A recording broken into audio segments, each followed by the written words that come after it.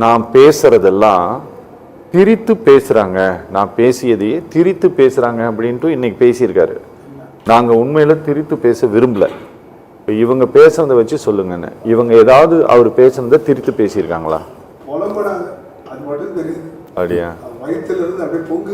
வேற வழி இல்லை, எதிர்கொள்ளணும். ஒன்னே ஒன்று, காங்கிரஸ் ஒரு நல்ல முடிவு எடுத்தாச்சுன்னா இவங்க ஆட்டம் கதை கந்தல் முழுகும் கப்பல். தயவு செஞ்சு புரிஞ்சுக்கோங்க. அரவிந்த் கெஜ்ரிவால் டெல்லியில் ஒரு 50 ஆண்டு கால பிஜேபியும் 100 ஆண்டு கால காங்கிரஸையும் கோடிக்கணக்கில் செலவு பண்ணும்போது டீ வித்தவர், கொசு மருந்து அடித்தவர் எல்லாம் எம்எல்ஏ ஆன காலம் அதை நேரடியாக விட்னஸ் பண்ணது காங்கிரஸ். அதை உணர்ந்து இன்னைக்கு நடந்த தஞ்சாவூர் கூட்டம் காங்கிரஸ்க்கு ஒரு மிகப்பெரிய ஒரு மெசேஜை கொடுத்துருக்கு. இழந்த அதிகாரத்தை, இழந்த காமராஜர் ஆட்சி தற்போது எடுப்பதற்கு ஒரு மிகப்பெரிய வாய்ப்பு.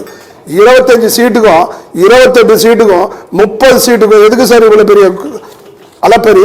தேவையே கிடையாது. ஒரு விஜயகாந்த் கொடுத்துருக்கீங்க 1.5%, ஒரு 0.5% வாங்கின கட்சிக்கு 9 சீட்டு, ஒரு ராஜ்யசபா. அப்ப காங்கிரஸ் இந்த துணைக்கண்டத்தை, இந்திய துணைக்கண்டத்தை ஏறத்தாழ 50 ஆண்டு காலம் ஆட்சி செய்த ஒரு கட்சிக்கு 25-30 ஒரு சீட்டா? தயவு செஞ்சு நீங்க இவ்வளவு பேசுறீங்களே. கடன் வாங்கினதை பத்தி அவர் சொல்றாரு. 10 லட்சம் கடன் வாங்கியிருக்கீங்க. ரிசர்வ் பேங்க் என்ன சொல்லிருக்கு 2 மாசத்துக்கு முன்னாடி, உங்களுக்கு ஃபர்தரா வாங்குறதுக்கு உங்களுக்கு கெபாசிட்டி இல்ல, முடிஞ்சு போச்சு. தயவு செஞ்சு நீங்க போய் ரெக்கார்ட பார்த்துட்டு இதா இருந்தா கேளுங்க. 2 மாசத்துக்கு முன்னாடி reserve bank has controlled state government, you cannot go furthermore. அதை விட்டுருந்தா இந்த 2 மாசம் 2 லட்சம் கோடி வாங்கியிருப்பாங்க. மீண்டும் மீண்டும் பதிவு பண்றேன், 1 கோடி இல்ல, ஏறத்தாழ 1 லட்சம் கோடி சம்பளத்துக்கு போகுது, 80,000 கோடி கடன் வட்டிக்கு போகுது. உங்களுக்கு 2 லட்சம் 3 லட்சம் பட்ஜெட்ல காத்தால எழுந்தா, எனக்கு கூட நான் வந்தோடனே இப்பெல்லாம் எழுச்சிக்கலாம், மொபைல் பார்த்தா எழுச்சிக்கிறேன். எவ்வளோ 2000 வருமா, 3000 வருமா, 10,000 வருமானு மக்கள் மத்தியில் அப்படி ஒரு லாட்டரி டிக்கெட். இதெல்லாம் என்ன யார் வீட்டு காசு யாருக்கு தூக்கி அடிக்கிறது? இதெல்லாம் அரசு கவர்மெண்ட் செய்யற வேலையாது. தாய்க்கும் மாற்றான் தாய்க்கும் இதுக்கு வித்தியாசம் இதுதான். நாளைக்கு வந்தா நம்ம பார்த்துப்போம், திருப்பி ஒரு 5 லட்சம் கடை வாங்கி போன்ற போக்கு இருக்கக்கூடாது. தயவு செஞ்சு இதெல்லாம் மனதில் கொண்டு காங்கிரஸ் வெளியில வரணும். வெளியில வந்து தவேகாவுடன் இணைந்தால் தமிழ்நாட்டில் ஒரு திருவிழா. ராகுல் காந்தி அவர்கள், பிரியங்கா, விஜய் ஒரு மேடல் நின்னாங்கன்னா தேர்தலே தேவையில்லை, முடிஞ்சு போச்சு. ஏங்க நேற்று திறந்த பிரிட்ஜில்ங்க, எல் பிரிட்ஜில் 90M கிரேடு போடணும் காங்கிரீட். அப்படி இல்லைன்னா 50 மினிமம் குறைஞ்சபட்சம் M50 கிரேடு போடணும். 40 கிரேடு போடணும். அல்லோல் படுது. 4 லட்சம் கோடின்னு புகார் போகுது கவர்னருக்கு. நேரு மேல FIR போடணும் சொல்றான். இது நான்லாம் சீனியர் சிட்டிசன் சார், வீடு போ காடு வாவாந்து. எங்களுக்கு இருக்கிற ஒரு அக்கறை கூட வளரும் இளைஞர்களுக்கு இருக்க வேண்டாமா? 50 வருஷம் பார்த்துட்டோமே சார். அவங்க கருப்பா சவப்பா, என்ன கலர், என்ன உயரம், பருமன் எல்லாமே தெரியுமே. தூக்கி போடுங்க. 50 ஆண்டுகளுக்கு கட்சி ஒரு சக்தி வந்திருக்கு. அது எந்த சக்தின்னு பார்க்காதீங்க, ஒரு சக்தி வந்திருக்கு. அந்த சக்தியை பயன்படுத்தி மக்களுக்கு ஏதாவது செய்யலாம், மாற்றத்தை கொடுப்போம். போதும் சார் இந்த மதத்தை பேசி, ஒன்றியத்தை பேசி, மாநில உரிமையை பேசி. முதல்ல கூட்டணி கட்சிகளுக்கு ஒரு வேண்டுகோள், மாநில உரிமையை பற்றி அப்புறம் பார்த்துக்கலாம். முதல்ல உங்க கட்சியினுடைய உரிமையை பாருங்க. கட்சியினுடைய உரிமையை கோட்டை விட்டு 180 சீட்ல நான் நிற்பேன், 175 சீட்ல நிற்பேன், அதுல ஒரு சீட்டு கம்மியானவா நிக்க மாட்டேன். நின்னா என்ன குறைஞ்சு போறீங்க? அவங்களுக்கு கொடுத்த சீட்ல கம்மி பண்ணுவோம். இதை விட ஒரு அடிமைத்தனம் வேற எதுவா இருக்கும்? இதுல இருந்து முதல்ல மீண்டு வாங்க தயவு செஞ்சு. இது நீங்க சொல்றது இல்ல இல்ல, என்ன விஜய் பேசுறதுக்கு சொல்லுங்க. விஜய் தான் முடிஞ்சு போச்ச கதை. அவர்தான் he is going to form a government. Once if Congress is coming inside, there is no need of election. You can declare exit poll. அத்தனை போலையும் சொல்லிடுவாங்க Vijay is going to form a government. ஒரே ஒரு தான் ஒரு மாற்றம் சொல்றாருல சார். அவர் சொல்லும் போது ஒரு மெஷர்மெண்ட், ஒரு பொறுப்பு பாருங்க. நீங்க நல்லா கிரிட்டிசைஸ் பண்றீங்க, கிரிட்டிசைஸ் பண்ணாதீங்க. ஒரு சக்தி வந்திருக்கு. 50 வருஷம் திமுக பத்தி தெரியாதா நம்மளுக்கு? அதிமுக பத்தி நம்மளுக்கு தெரியாதா? என்ன புதுசா இருக்கு? நீங்க மைக்ல திட்டலையா? அதிமுக ஆட்சியில திமுக திட்டீங்க, திமுக ஆட்சியில அதிமுக திட்டீங்க. ஆட்கள் தான் வேற வேற கட்டி மைக் ஒண்ணு. இப்போ ஒரு வாய்ப்பு, ரெண்டுத்தையும் தூக்கி போட்டு ஒரு வாய்ப்பை பார்ப்போமே. இவரும் சரியில்லை, இவரும் தூக்கி போடுவோம். இவரை வச்சு கொண்டாட சொல்லல. ஒரு மாற்றம் ஏறத்தாழ ஒரே ரூட்ல ஒரே பஸ்ல போயிட்டு இருக்கீங்க. ஒரு புது பஸ் வருது, அந்த தகர டப்பால போறத விட ஒரு புது பஸ் போய் எக்ஸ்பீரியன்ஸ் பண்ணுங்க. அப்படி எல்லாம் திருப்பி தகர டப்பாக்கு போங்க. ஒரு டீ கடை வருது, புது டீ கடை வருது, டீ கடை போய் சாப்பிடுங்க. என்ன நீங்க ஓனரா பழைய கடை வாய்ப்பு இருக்கு, வாய்ப்பை பயன்படுத்துங்க தான் என்னுடைய வாதமே தவிர அப்படியே நான் என்னுடைய வயதுக்கு விஜய்க்கு நான் ஒன்றும் ரசிகராக இருந்திருக்க முடியாது. எல்லாமே சார் உதயநிதி ஸ்டாலின் வந்திருக்காரு, துணை முதலமைச்சர் பாராட்டுறீங்க. உலகத்திலே அந்த மாதிரி தலைவர் இல்லைன்றீங்க. எப்படி வந்து அவங்க அப்பா தான் பாராட்டாரு, வேற யாரு? அவங்க அப்பதான் பாராட்டணும், வேற யாரும் பாராட்ட மாட்டாங்க. அப்படி பாராட்டும் போது என்ன நடக்குது? Yes, we are accepting. Day by day is maturing. Because it's experience, that position will give the experience. நாளைக்கு அது வரப்போகுது. காமராஜர் எந்த யூனிவர்சிட்டிக்கு போனாரு, எம்ஜிஆர் எந்த யூனிவர்சிட்டிக்கு போனாரு, ஓப்பனா சொல்லியிருக்காரு பாருங்க. விவசாயத்தை பத்தி எனக்கு தெரியாது. ஸ்டாலின் அவர்கள் எல்லாம் சொன்னாரு, காங்கிரீட்ல நடந்து போனாரு, நான் டெல்டா மகன் சொல்றாரு. அதையும் சொல்லியிருக்கேன், டால்டா முத்தாரிக்கல. தயவு செஞ்சு மக்களுக்கு புரியுற பாஷையில சொல்லியிருக்காரு.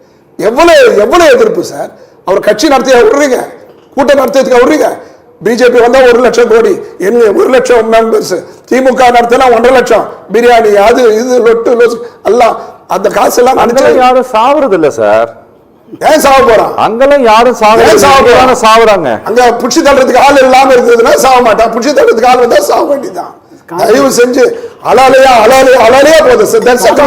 காங்கிரஸ் வரலன்னா ஓகே சார், நீங்க என்ன வேணா பேசலாம் சார்.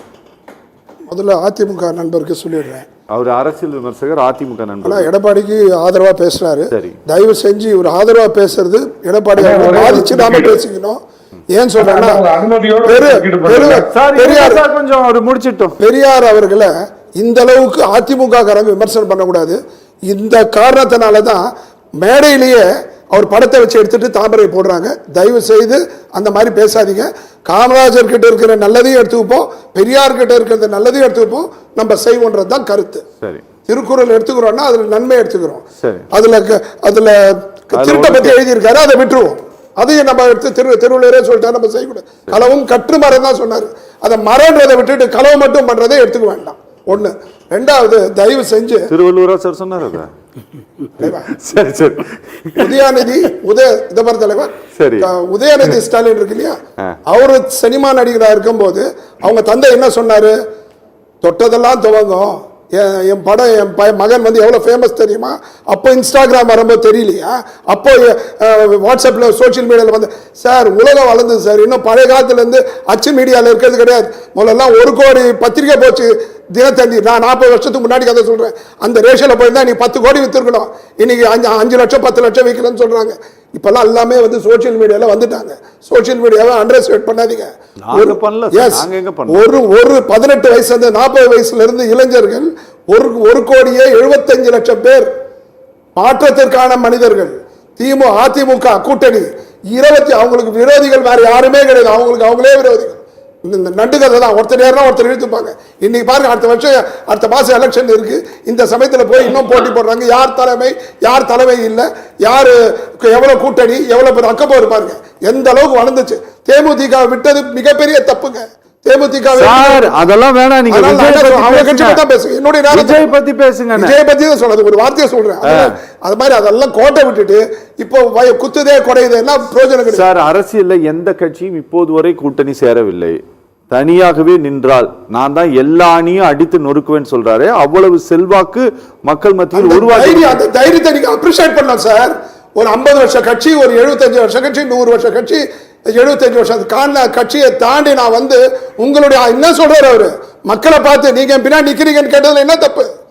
அவங்க சொல்றாங்க உடனே கேக்குதா சார்ன்றாரு, சிஎம் சார் கேக்குதான்றாரு. இந்த இதெல்லாம் நீங்களும் பண்ணிருக்கீங்க, ஜெயலலிதாவும் பண்ணிருக்காங்க. செய்வீர்களா?